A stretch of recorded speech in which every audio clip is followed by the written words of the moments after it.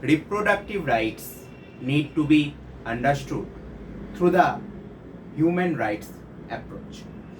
They are based on the idea that everyone has the right to access healthcare and women should have their bodily autonomy and they should have autonomy over their own decisions as well.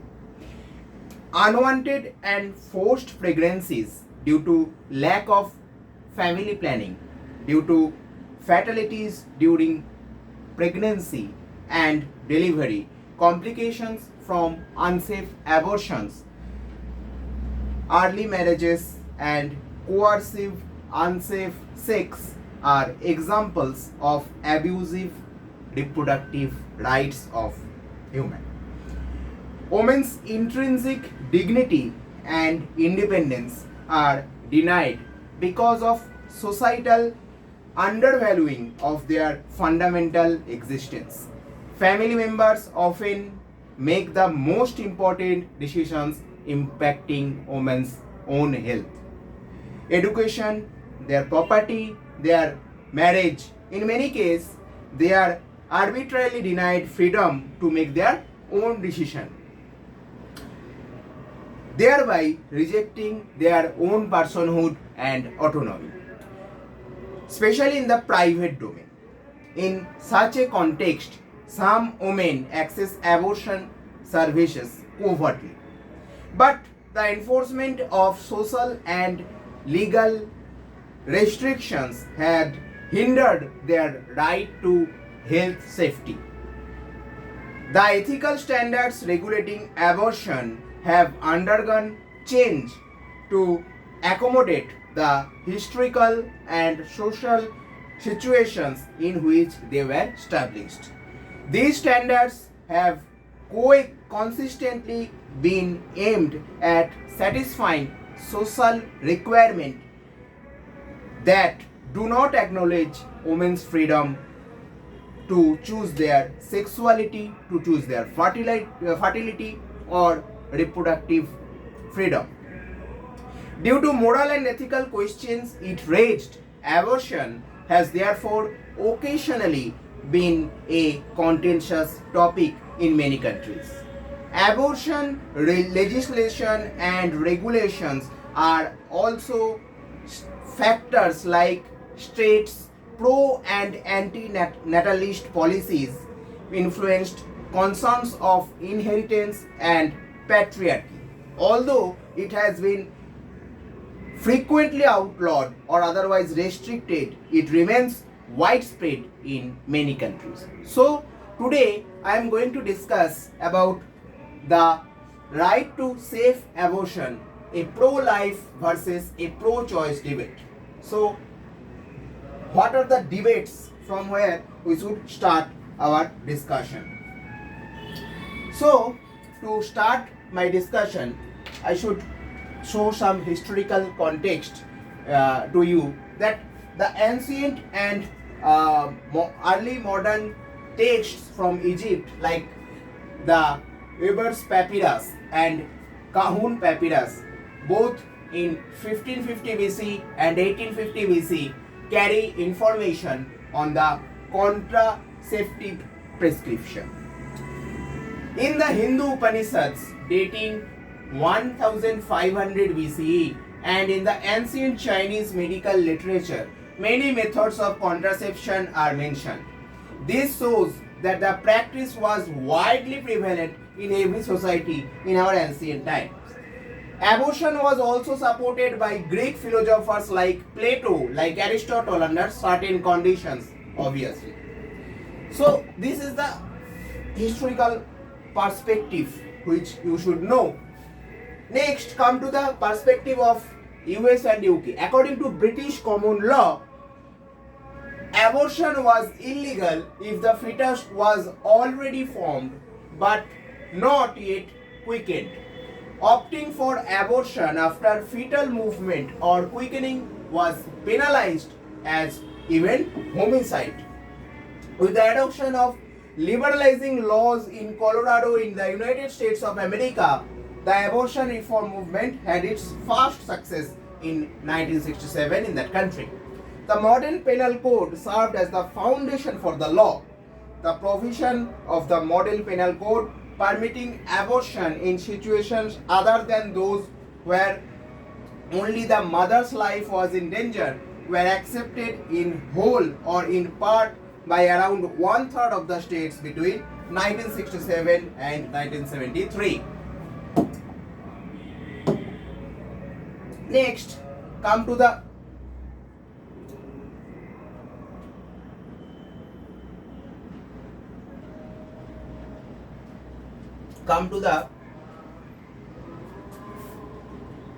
point of Roe versus Wade judgment. In the Roe versus Wade judgment in 1973, the US Supreme Court noted that Texas and Georgia's abortion-related laws interfered with a woman's right to decide termination of pregnancy. The judgments were based on the conclusion that a woman's right to personal privacy under the 14th Amendment protected her decision to carry a pregnancy to term. In Roe versus Wade case, the US Supreme Court ruled that all state laws prohibiting abortion in the first trimester was unconstitutional. Additionally, it permitted states to strictly prohibit third trimester abortions unless doing so would be the woman's best interest in terms of their bodily or psychological health. It also allowed states to control abortion in the second trimester without outrightly forbidding it. But in 2022, the US Supreme Court basically overturned its earlier ruling. In that context, it stated that the subject of abortion must be before the people's elected representative, that means before the Congress or Senate representatives. States therefore can now determine whether to outlaw abortion, when to do so, and in what situation in the context of United States of America. Next, come to something related to global prevalence. In 2021, there were around 24 countries where abortion was banned. Around 90 million women, which is about 5% of the total world population of reproductive age, reside in Asia, America, and Africa. According to the Center for Reproductive Rights, Washington, USA, there are 5 categories of abortion law we can find around the globe. In the first category, there are countries that totally prohibit abortions. These include Senegal, Mauritania, Egypt in Africa, Laos and Philippines in Asia, El Salvador and Honduras in Central America, and Poland and Malta in Central Europe. The second category consists of 42 countries where abortion is permitted if the woman's life is in danger. These countries like Syria and UAE permit abortion on the ground of spousal and parental authorization or notification. Whereas in Chile, whereas in Mexico and Indonesia, rape or fetal impairment are accepted as reasons to abort. Next, look at the figure given by the Statista, a trusted website which you can depend for statistical data. So there are 51 countries in the third category that permits abortion based on health or therapeutic grounds. The more accommodating is the fourth category, which includes 13 countries that allow abortion on social or economic grounds, and India is one of them. Great Britain, Hong Kong, Japan, Taiwan, Zambia are also in the list. Lastly, there are countries where abortion is permitted on request, but gestation limits may vary. Despite a broad range of limits on its use, abortion is legal in majority of the European nation, with Vatican City, Liechtenstein, San Marino, Malta, Andorra and Poland being the only exception. Abortion is either outlawed or severely restricted in this place. Okay, so in this Malta, Andorra, Poland, these are the exceptions where our abortion is basically outlawed or severely restricted. Now come to the Indian context. Where we first came with a law that is the Medical Termination of Pregnancy Act of 1971. This went into effect in 1971, allowing for the termination of pregnancy. The conditions for exercising this right could be reasons such as therapeutic or medical termination, for protecting the life of the mother, or she is suffering from any cardiac disease with a history of decomposition in the previous pregnancy. Other reasons include hypertensive crisis, cervical cancer or ductal carcinoma, diabetes, eye diseases, Down syndrome, there is a break in line, Down syndrome, adult onset of Huntington disease, and so on. Unintended pregnancy is brought on by the failure of any kind of contraception also come under this category, since they may result in major health problems for the woman if denied access to abortion. Okay, so these come under the category. Next, come to the context of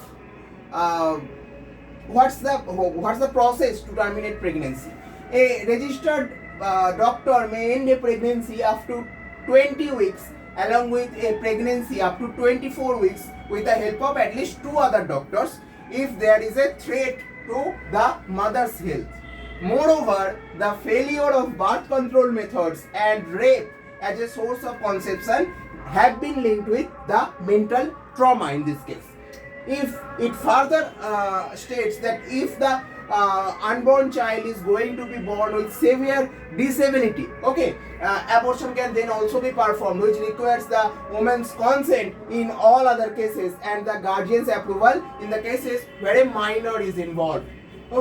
However, it is pertinent to mention here that the MTP Act, that is Medical Termination of Pregnancy Act of 1971, is totally silent about the conditions which will be considered as substantial risk. So on what basis the substantial risks are calculated, that aspect is not mentioned there. So next come to the point of amendment. That is the amendment which introduced in 2020 and which been published in official gazette in 2021. That adds a medical board of a gynecologist, a pediatrician, a sonologist, a radiologist, and more members, which the official gazette also notifies. That section 5A of that act holds the right to privacy of the information of abortion also.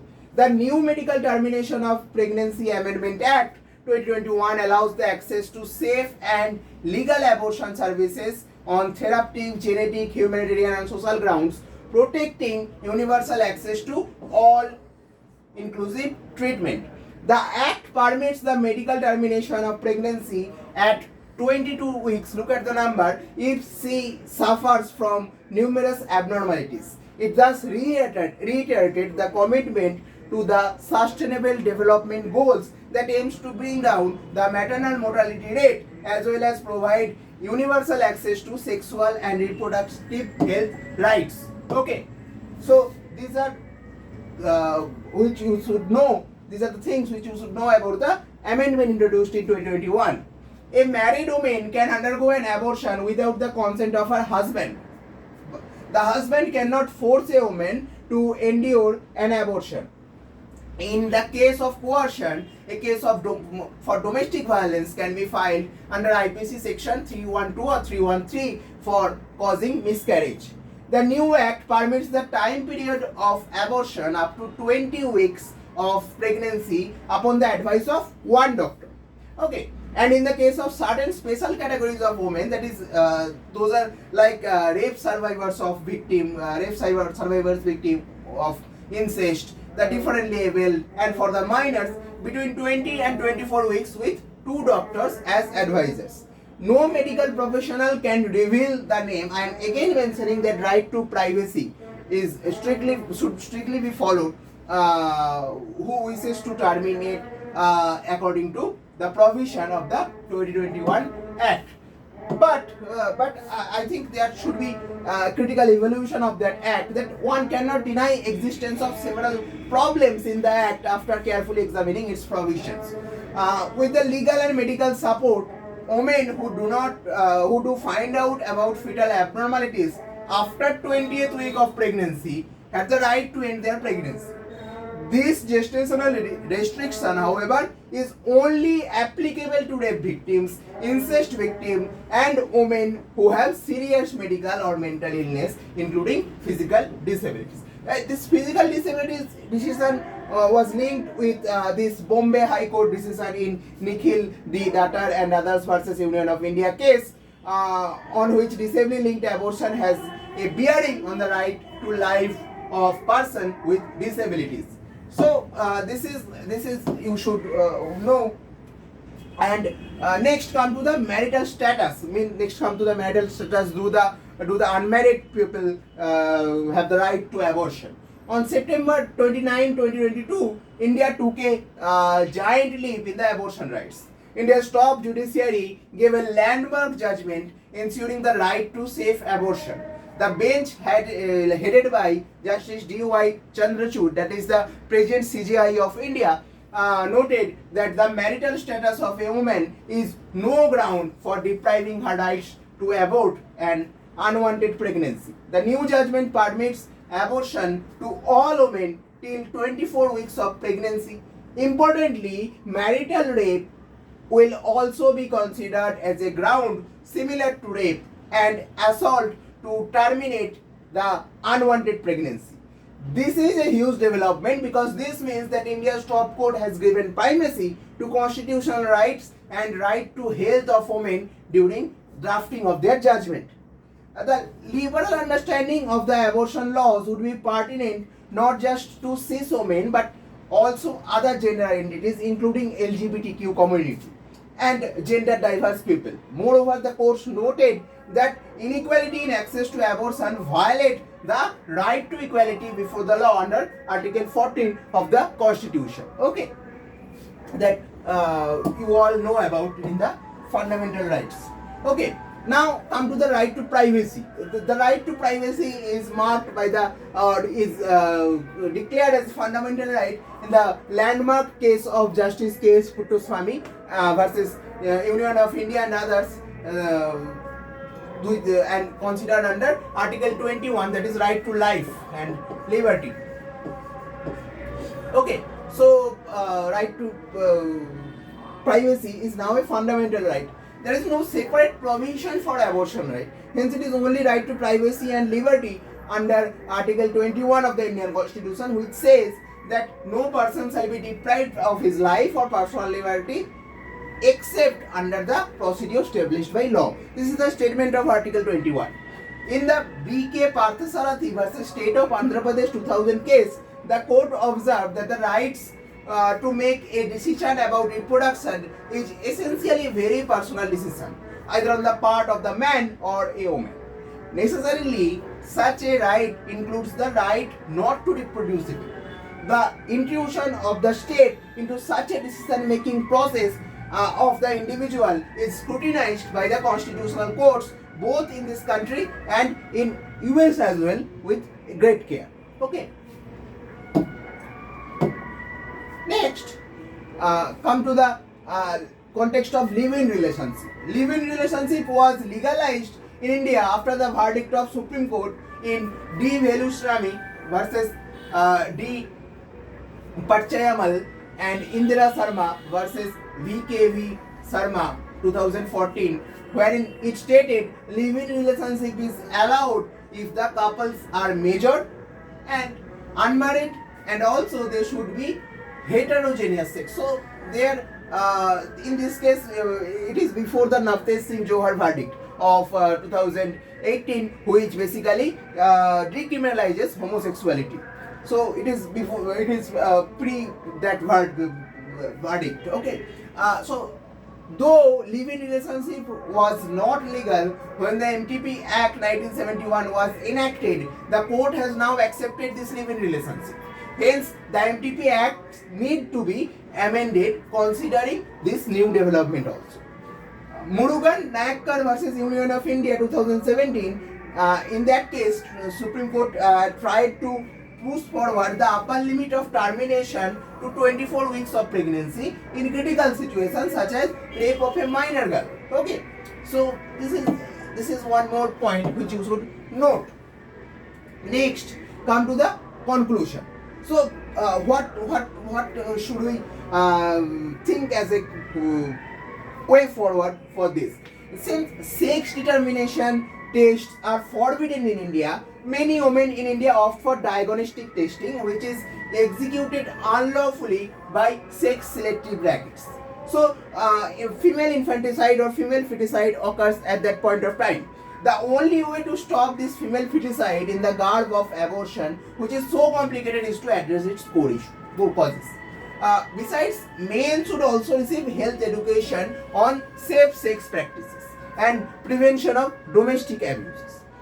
The regressive anti-abortion laws not only violate women's constitutional and reproductive rights, which I have mentioned earlier, but it also have detrimental effects on their physical and emotional and psychological health. Okay, making them go through a full-term pregnancy against their choice is unethical in a greater majority of catastrophic circumstances. Due to unsafe abortion methods which are illegal, major life-threatening complications can also arise. So now I want to end my session with an ending note. Legalizing abortion will make safe abortion practices possible and allow for the appropriate training of medical professionals, which will eventually help to decrease or even halt these maternal fatalities. Okay, so you know that maternal fatalities are very frequent in the country like India.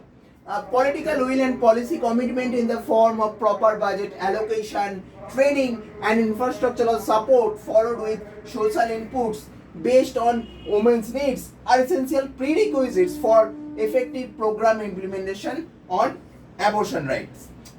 Decriminalizing abortion includes amending laws or any related policies and rules to achieve safe health services and socio-cultural shift in attitude towards abortion.